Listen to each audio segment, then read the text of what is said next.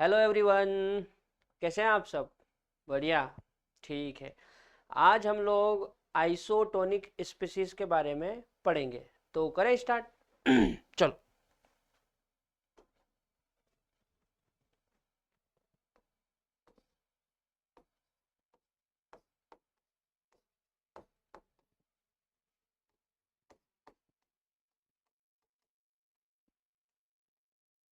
Isotonic species ये क्या होता है, सुनो।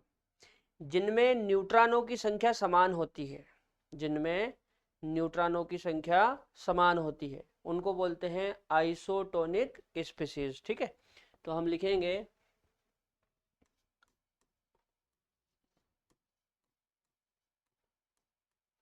इनमें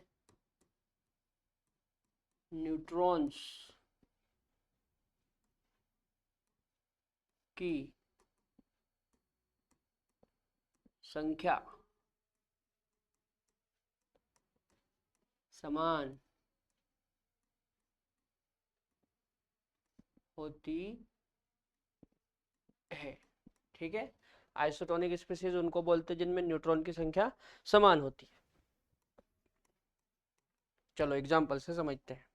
जैसे मान लो फॉर एग्जांपल हमारे पास एक पोटेशियम है ना, और एक ले लेते हैं कैल्शियम। ठीक, पोटेशियम का परमाणु क्रमांक होता है 19 और कैल्शियम का होता है 20। यदि इनके मास नंबर की बात करें तो पोटेशियम का होता है 39 और कैल्शियम का होता है 40। ठीक है, अब हम इन दोनों में न्यूट्रॉन निकालते हैं। तो न्यूट्रॉन इक्वल टू क्या होता है, ए माइनस जेड। ए कितना है 39, जेड कितना है 19। माइनस करो इसको, 9 में से 9 जाएगा 0 और 3 में से 1 जाएगा 2। मतलब पोटेशियम के पास 20 न्यूट्रॉन है। अब यदि 20 न्यूट्रॉन कैल्शियम के पास भी आते हैं तो इसका मतलब ये होगा कि ये दोनों एक दूसरे के आइसोटोन हैं। ठीक है, चलो देखते हैं।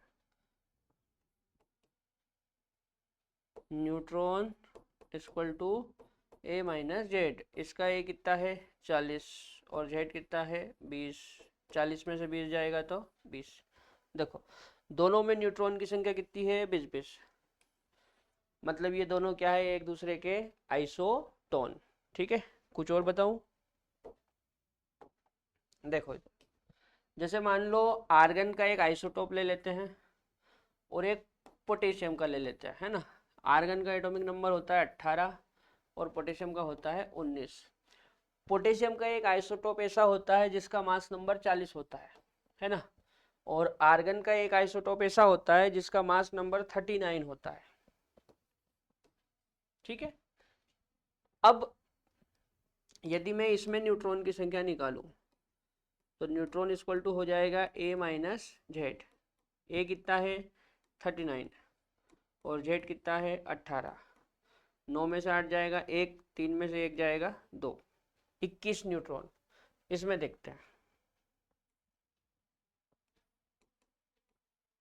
Neutron equal to A minus Z. A कितना 40 और जेड कितना 19। यहाँ से यहाँ लो 10 में से 9 गया 1 बचा 3, 3 में से 1 जाएगा 2। तो इसके पास भी कितने न्यूट्रॉन आए 21। इसका मतलब इन दोनों में न्यूट्रॉन की संख्या कितनी है 21-21। यानी कि ये दोनों क्या है, एक दूसरे के आइसोटोन या आइसोटोनिक स्पीशीज। हिंदी में इनको बोलते हैं सम न्यूट्रॉनिक। जिनमें न्यूट्रॉन की संख्या समान होती है उनको क्या बोलते हैं, सम न्यूट्रॉनिक। ठीक है, नोट कर लो।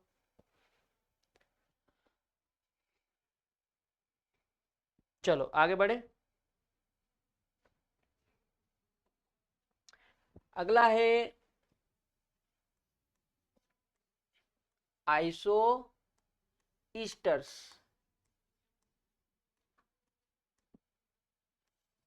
Iso esters. आइसो ईस्टर क्या होता है, सुनो।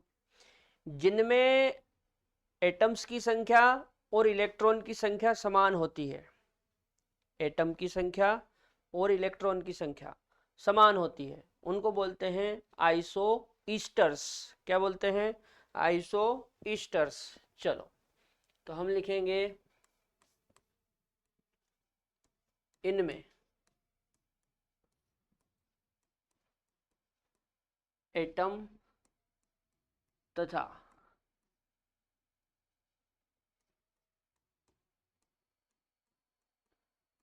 इलेक्ट्रॉन्स की संख्या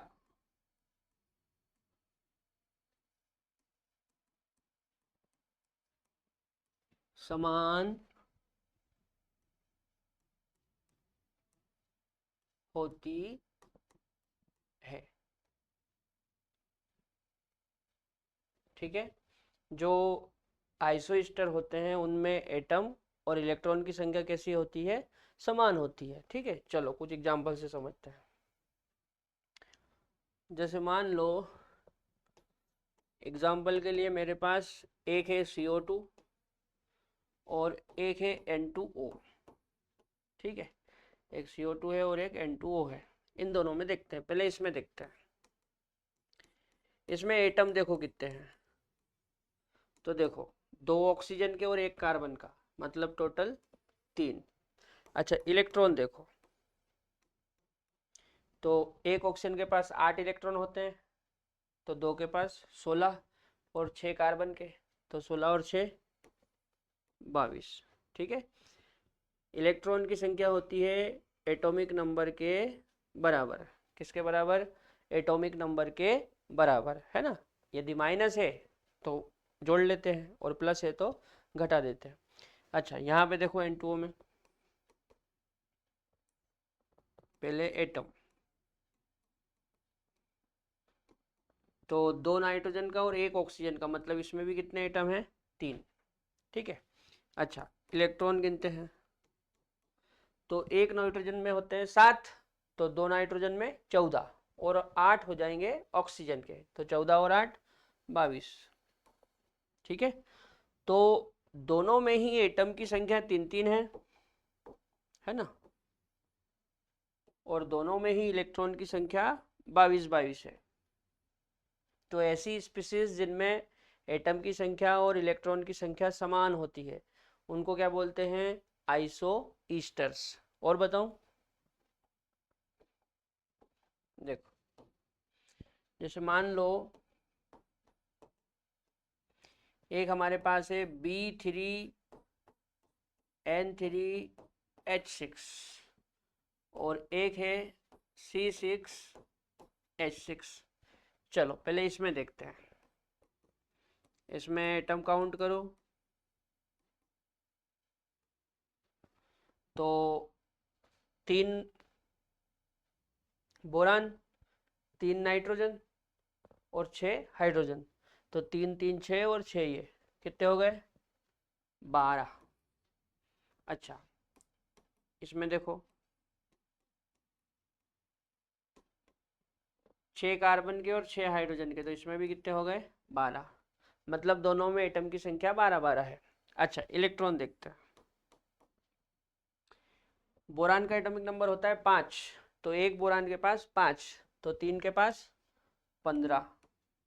ठीक है, नाइट्रोजन का होता है 7, तो एक के पास 7, तो 3 के पास 21 और हाइड्रोजन का 6। जोड़ो 5 और 1 6, 6 6 12, 12 की 2, हाथ का या 1, 2 और 1 3 और 1 4, 42 इलेक्ट्रॉन।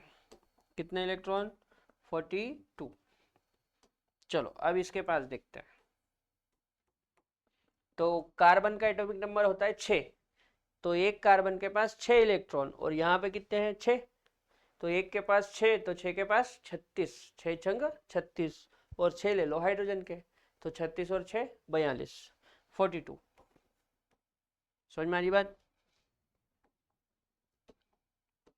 अब आप देखो कि B3N3H6 और C6H6 दोनों में एटम कितने हैं, 12-12, जबकि इलेक्ट्रॉन की संख्या इसमें भी 42 और इसमें भी 42। मतलब एटम और इलेक्ट्रॉन दोनों की संख्या कैसी है, इक्वल। याद रहेगी बात, एटम और इलेक्ट्रॉन की संख्या कैसी है, इक्वल, बराबर। तो ये क्या हो गए, एक दूसरे के आइसो ईस्टर। एक बार नोट कर लो।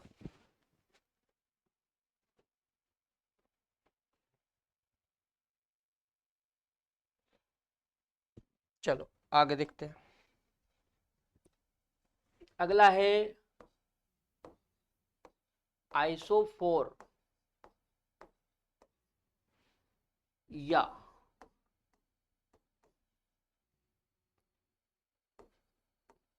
आइसो डाइफर्स। आइसोफोर या आइसो डाइफर्स, ठीक है। आइसोफोर या आइसोडाइफर्स क्या होते हैं, सुनो। जिनमें a-2z संख्या समान होती है। कौन सी संख्या, a-2z संख्या समान होती है, वो एक दूसरे के आइसोफोर या आइसोडाइफर्स कहलाते हैं, ठीक है। तो लिख लेते हैं हम लोग, इनमें a-2z संख्या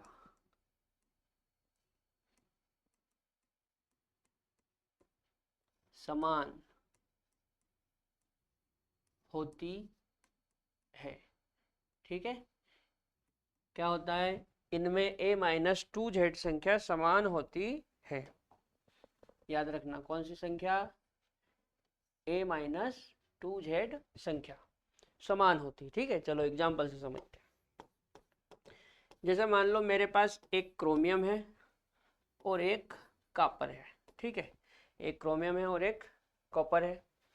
आप मेरे को बताओ क्रोमियम का एटॉमिक नंबर कितना होता है, 24 होता है, और कॉपर का 29 होता है, ठीक है।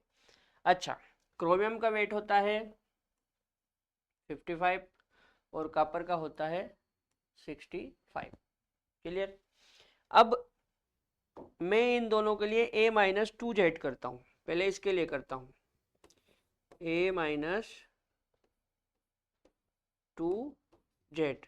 a कितना है 55, 2 ऐसा का ऐसे ही, और z कितना है 24, ठीक है। 55 माइनस 24 दूना 48 इक्वल टू 55 में से 48 घटाओ तो 48 से 49, 50, 51, 52, 53, 54, 55 मतलब 7। कितना आएगा 7। ठीक इसी प्रकार मैं यहाँ पे करता हूँ इसके लिए, ठीक है ना। तो a-2z, a कितना 65 माइनस 2 इंटू जेड कितना 29, ठीक है। 65 माइनस 29 तो 29 का डबल होगा 58, ठीक है ना। दोनों मटर के 8, हाथ का आया 1, 2 दून 4 और 1 5।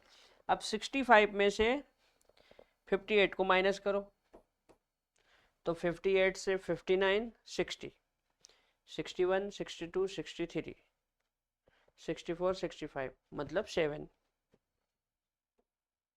समझ में आ रही बात।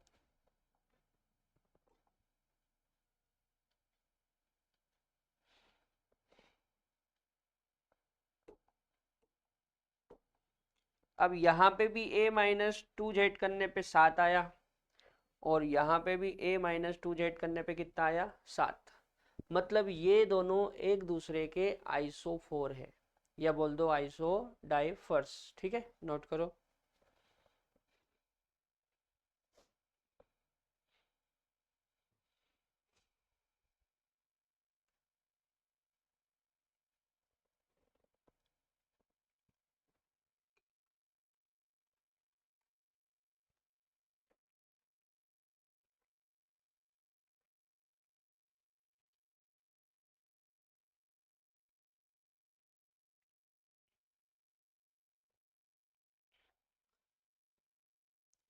ठीक है बेटा। अब इसके आगे हम लोग स्पेसिफिक चार्ज के बारे में पढ़ेंगे, ठीक है। तो कल पढ़ेंगे। आज के लिए इतना ही। जय राम जी की।